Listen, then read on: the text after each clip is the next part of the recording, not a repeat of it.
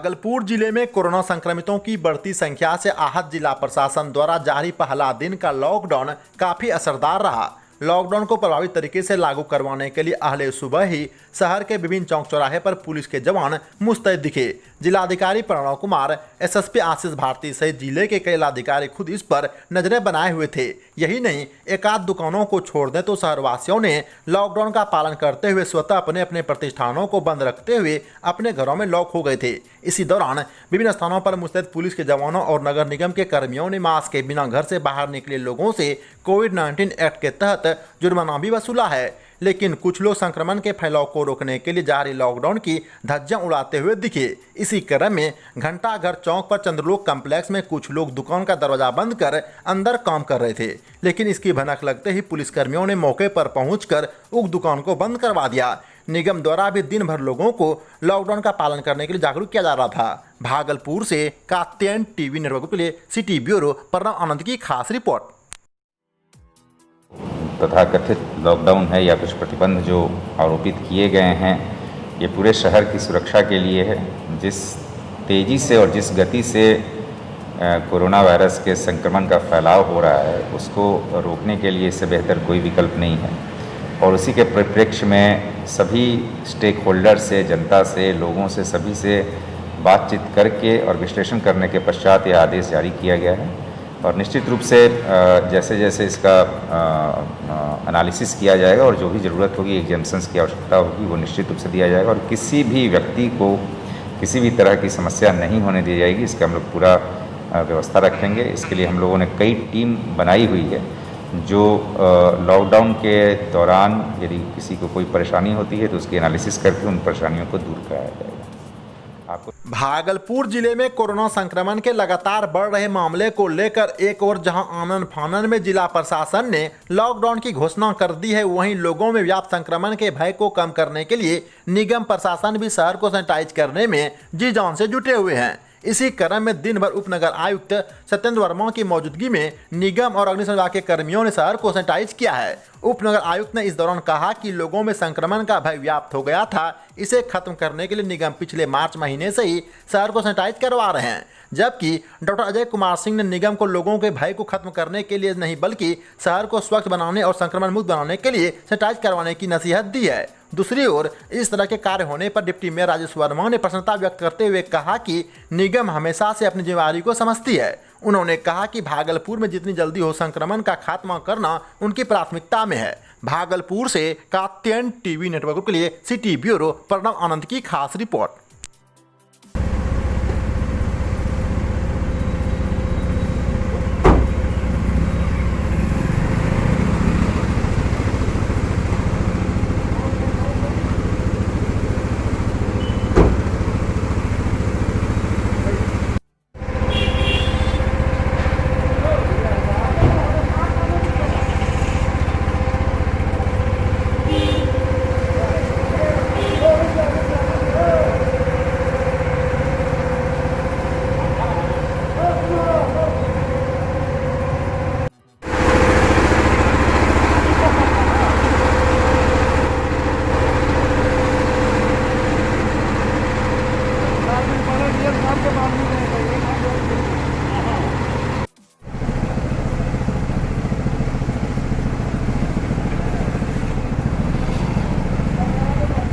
देखिए, यूँ तो सैनिटाइजेशन का काम जब से कोविड-19 का प्रकोप हुआ है तब से लगातार किया जा रहा था।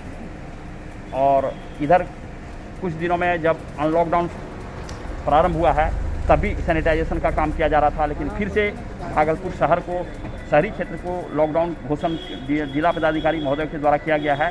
तो सैनिटाइजेशन की आवश्यकता को ध्यान में रखते हुए आज से 5 सैनिटाइजेशन की 4 छोटी गाड़ियाँ और 1 बड़ी गाड़ियों को आज फिर से लगाया गया है, ताकि सैनिटाइजेशन के प्रति जो लोगों में है कि सैनिटाइजेशन हो, ताकि लोगों में जो भय व्याप्त है वो दूर हो जाए, इसके लिए किया जा रहा है। और निश्चित रूप से हम लोग इस पर विजय पाएंगे। हम लोग इस काम को लगातार करते रहेंगे। हमारे डिप्टी मेयर साहब काफ़ी प्रेरित कर रहे हैं हमारे मजदूरों को, इसके लिए मैं उनको धन्यवाद देता हूँ। हमारे सारे कर्मियों को इन्होंने प्रेरित किया है, इसके लिए मैं भी इनको धन्यवाद देता हूँ। Thank you.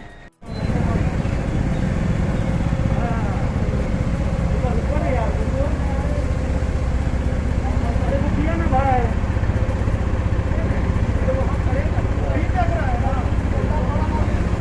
किस तरह का सैनिटाइजेशन? देखिए, नगर निगम के पास जितने संसाधन थे उस संसाधनों से लगातार सैनिटाइजेशन का काम पूरे शहर में चल रहा था। इसके अलावा जिस तरीके से कोरोना के संक्रमित मरीज बढ़ते जा रहे हैं जी उसको ध्यान में देते हुए जिला प्रशासन की इधर तरफ हम से लोग रजिस्ट्री का चित्र पे निकाल दिया है। हम लोगों ने जो है फायर ब्रिगेड रजिस्ट्री कचहरी से आगे का भी निकल आज गई है, मदद हम लिया है, लोग जिसमें 4 फायर ब्रिगेड की जो गाड़ी है उसके माध्यम हाँ, से आज पूरे शहर का सैनिटाइजेशन का काम शुरू कर दिया गया है। साथ ही साथ बड़ी गाड़ी के भी माध्यम से जो सैनिटाइजेशन किया जा रहा है। पूरी तत्परता से नगर निगम के सभी सफाई कर्मचारी, सभी कर्मी पूरी ईमानदारी से अपने कर्तव्यों का पालन कर रहे हैं। किसी भी कर्मचारी को कोई भी तरह की आवश्यकता हो रही है, चाहे वो पीपी किट का मामला हो, कहीं यदि संक्रमित एरिया है, चाहे वो मास्क का मामला हो, वो भी उपलब्ध कराया जा रहा है। किसी भी तरह की किसी को परेशानी नहीं हो। सफाई कर्मचारी का आप सभी लोगों से भी अनुरोध है कि सफाई कर्मचारी का शहरवासियों से अनुरोध है उनको सम्मान दें। सफाई कर्मचारी पूरी तरीके से इस कोरोना महाकाल में भी पूरी तरीके से आपके कार्य के लिए तत्परता के साथ आपके साथ खड़ा है।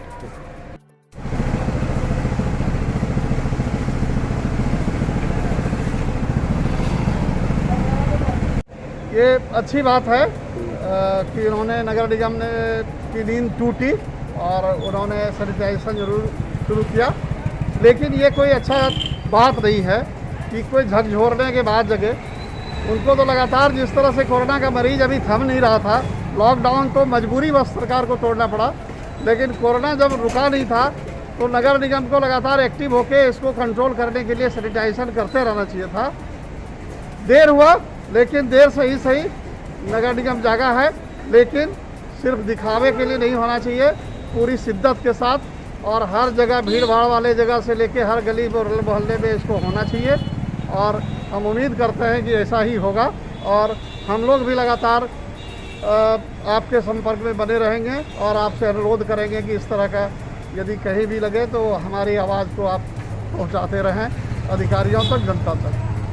नेपाल के तराई क्षेत्र में मूसलाधार बारिश के कारण कोसी नदी का जलस्तर काफी बढ़ गया है। वहीं इस आपदा से निपटने के लिए जल संसाधन विभाग ने अपनी तैयारी भी पुख्ता कर रखी है, लेकिन सुपौल जिले के निर्मली प्रखंड क्षेत्र के लोगों में अभी से बाढ़ का भय व्याप्त होने लगा है। लोग बाढ़ का पूर्वानुमान को लेकर आवश्यक सामग्री को इकट्ठा करने में जी जान से जुटे हुए हैं। सुपौल से कात्यायन टीवी नेटवर्क के लिए जिला चीफ ब्यूरो बलराम कुमार की खास रिपोर्ट।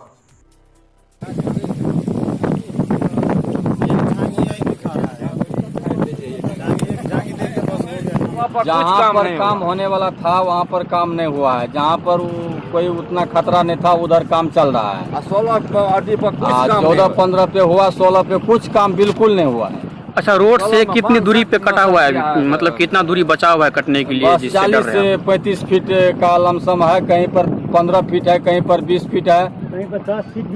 समस्या ये बांध कब कटेगा नहीं कटेगा इसका कोई निश्चित नहीं है। हम लोग थर काँप रहा है, माल जाल सब डूब रहा है। यहाँ सब पानी का करंट देखिए जो कितना हर रात आदमी सब हर रात यहाँ पर लोग बाप चिल्ला रहा है। यहाँ पर कोई आदमी आता है, कोई कुछ काम नहीं करता है। 2-4 बोरा दे देता है, एक झुगनी लती देता है, यही से काम है। ये बांध रुकेगा? बांध तुरंत हम इससे पहले इसमें ठेकेदार के द्वारा कोई काम हुआ था क्या? काम हुआ झांगी पाती देता है, ब्रेकेटिंग के दिया हुआ है। उत्तर प्रदेश में कन्नौज जिले के सदर कोतवाली थाना की पुलिस ने ताबड़तोड़ कार्रवाई करते हुए डकैत गिरोह का उद्भेदन कर दिया है। वहीं पुलिस ने गिरोह के 3 अपराधियों को गिरफ्तार कर लिया है। इसके साथ ही पुलिस ने अपराधियों के पास से करीब 50 लाख का ज्वेलरी, कार और कुछ नकदी रुपए बरामद किया है। यूपी के कन्नौज से कात्यायन टीवी नेटवर्क के लिए जिला चीफ ब्यूरो शिवा पटेल के साथ सुमित मिश्रा की खास रिपोर्ट।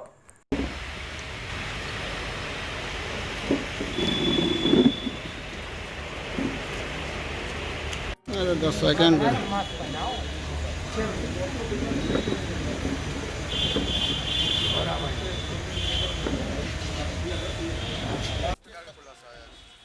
देखिए, बीती रात में एक इनपुट मिला था कि एक होंडा सिटी कार से कुछ बदमाश कुछ प्रॉपर्टी ऑफेंस से रिलेटेड माल को लेकर के हरदोई खपाने जा रहे हैं, कन्नौज की तरफ से आएंगे।